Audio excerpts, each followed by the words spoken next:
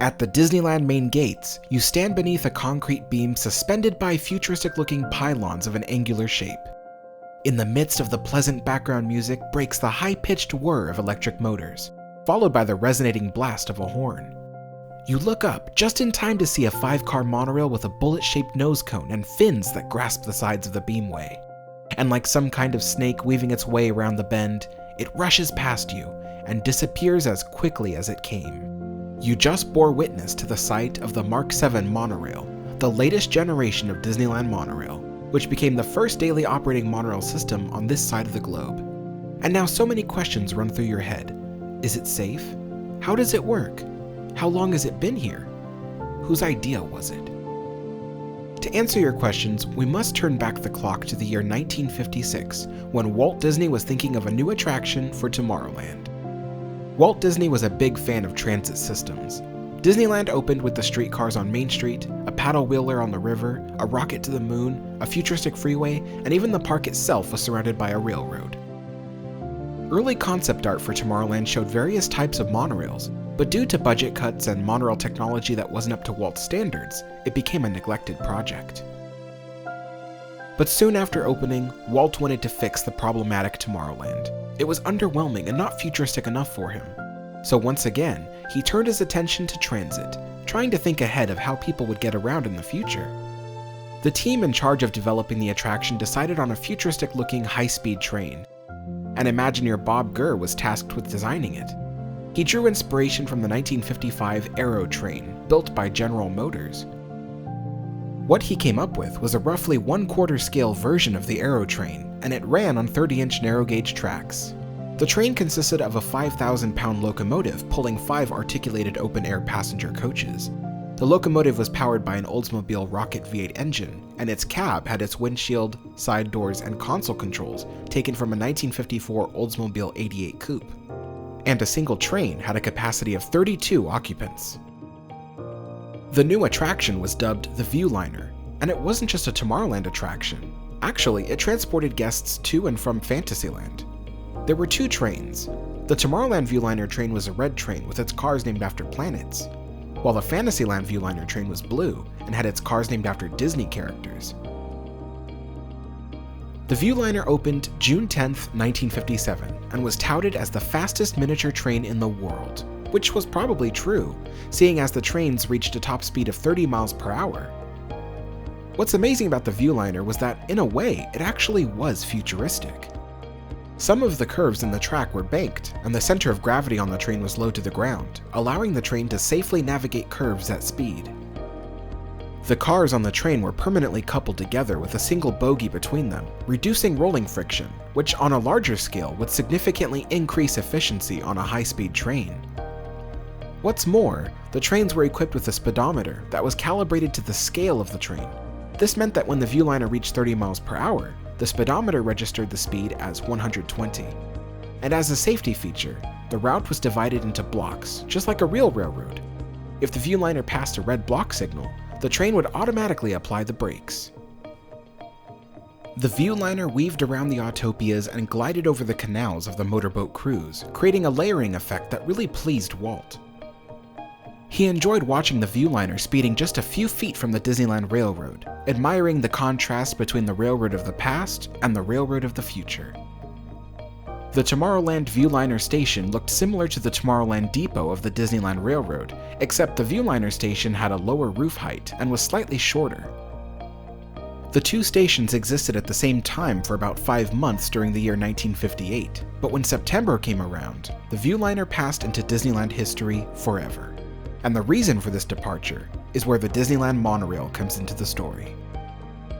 In early 1958, Walt Disney and his wife Lillian were driving down a road in Cologne, Germany. They passed by a concrete beam suspended in the air, and gliding gracefully over it was a monorail. Walt stopped the car and peered out the window as it sped by. He drove onto the test facility and managed to convince the engineers to let him and his wife ride aboard. Lillian Disney was usually skittish about climbing aboard a monorail, because up until then, monorails were traditionally suspended from a rail, which meant they usually swayed and rattled as they traveled down the track. However, Lily could see that the design that ALWEG created was very sturdy. Bumps were dampened well by the rubber tires and suspension system. And lastly, the monorail was relatively quiet. With his wife won over, Walt then sent Admiral Joe Fowler and Roger Broggie to Germany to speak with the ALWEG company to see if their monorail system could be used at Disneyland. Ultimately, the answer was a definite yes. The plan was for Bob Gurr to design the look of the Disneyland monorails, and ALWEG would manufacture the vehicles and the beamway. Walt wanted the monorail ready in time for the unveiling of his Tomorrowland expansion in 1959, but ALWEG insisted that wouldn't be feasible because they would have to ship the two monorails and their beams by ocean freight, and it would have to pass through the Panama Canal. When company officials came to see the future location of their monorail at Disneyland, they saw the Viewliner in operation. They asked about the little train, and Walt explained it was constructed entirely at his studio in Burbank. The officials of ALWEG then explained that if Imagineers could build the Viewliner, then they could easily construct the monorail system themselves. Bob Gurr's monorail designs were a cross between the Viewliner design and the rocket of fictional character Buck Rogers. The Imagineers working on the monorail's route through Tomorrowland really wanted to thrill guests by having the monorail dip, tilt, climb, and weave through the landscape. When consultants from ALWEG saw the first renderings of the track layout, they didn't like it. They wanted the track to be as level as possible, with as many straightaways as possible, so that the passengers on board could admire its speed. Walt himself was in favor of the twisting and winding route, explaining to the consultants that with the limited space available and nothing but straight and level track, the trip on the monorail would be too short for his guests, especially if it were traveling at high speeds. He did, however, instruct the designer to include a few more straight sections in the track. The compromise they came up with is what we see above Autopia to this very day. When the ALWEG consultants reviewed Bob Gurr's vehicle design, they didn't like it either. They felt that the appearance leaned too closely to science fiction, and they wanted the monorails to be dignified so people could take the system seriously. Well, Walt managed to convince the company officials that the design was fine the way it was. The Disneyland ALWEG Monorail System opened alongside the Matterhorn bobsleds and the submarine voyage through liquid space on June 14, 1959, complete with its tight curves and winding beamway, and it dazzled people with its futuristic tail fin design and cockpit bubble. Bob Gurr recalled the monorails were installed on the tracks less than a week before the grand opening of the park expansion. They had nothing but problems. The electric motors constantly overheated, stranding the monorail above Tomorrowland. Once in a while, the motors would overheat so badly they actually caught fire. It became so frequent that during testing, he and other Imagineers had to have fire extinguishers ready and in hand. Bob admitted that it wasn't until the night before the grand opening of the ride that he was finally able to take the monorail for a full round trip without it catching fire. And on the next day, Vice President Richard Nixon and his family stood with Walt Disney to cut the ribbon for the ride. Bob drove the monorail up to the station for the ribbon cutting, and Walt invited Nixon and his family into the cockpit for a photo opportunity. Once everyone was seated, Walt surprised Bob when he said, "All right, Gurr, let's go." So Bob pushed the throttle and the monorail started gliding out of the station. Sweat was beading up on his forehead as he hoped the monorail wouldn't catch fire with Walt Disney and the Vice President on board. Luckily, the monorail made it back without a hitch. But as Bob brought the monorail around the Matterhorn, he saw Secret Service agents running below to catch up with the train. Bob realized he had effectively kidnapped the Vice President. There were only two Mark I monorails, and they were identified by color, one red and one blue. Each monorail had 3 open-air cars, and they ran on a total beam length of nearly a mile. Back then, the monorail was simply a ride. It only traveled over Tomorrowland before returning to the station. They were propelled by 6 300-volt DC motors connected by 2 conductors sliding against the bus bar on the beam. The driving motors each provided 50 horsepower as the monorail climbed grades up to 7% and navigated banked turns that were super elevated to 8.5 degrees, which is only half the amount of banking that the monorail is capable of. The maximum speed of these monorails was designated at 20 miles per hour, but their motors were capable of 45.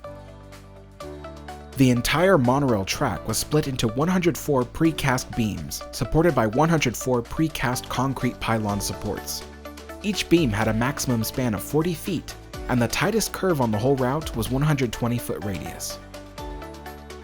And I wouldn't worry about the strength of the beams.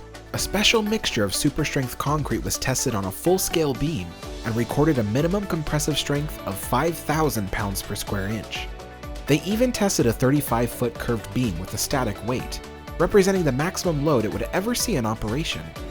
It took 3.5 times the maximum weight before the beam even showed signs of stress. The amount of redundancy that was applied to the strength and safety of the monorail beamway is the reason why they have never needed to replace a single beam span since 1959. And there is no need to fear the monorail falling off the beam itself, because it straddles the sides of the beam, clamping down onto it like a vise. Each car was supported and propelled by 2 bogies, one in the front and one in the back. On each bogie were 2 truck tires that supported the weight of the monorail and provided propulsion thanks to a traction motor on the axle. These tires were steered around curves with a system of guide wheels, which had smaller tires. There were 8 guide wheels steering each bogie, keeping the drive tires pointed in the right direction and gripping the monorail beam. Walt Disney owned the monorail system through his private company, Retlaw Enterprises, but the Atchison, Topeka, and Santa Fe Railroad was under contract to sponsor any rail-based attractions at Disneyland. This created a problem because Walt had an agreement that the monorail system's name would include the ALWEG name, and Santa Fe didn't like that. To win them over, Walt promised that he would put the Santa Fe Railroad logo on every car of the monorails. And so it was that the park attraction was owned by Walt Disney, sponsored by the Santa Fe Railroad, and named the Disneyland ALWEG Monorail System. The Disneyland Monorail quickly became a park favorite, and a curiosity for the Southern Californian locals.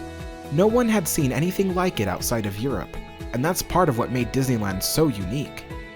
Walt had an innate sense for what people wanted, even before they knew it themselves. The monorails went on to delight visitors young and old for over 6 decades, but that's not where the story ends. Next time, on Part 2, Walt Disney expands his monorail system, pushing the technology further and increasing excitement. The Disneyland monorails would become the blueprint for the future of urban transit to come.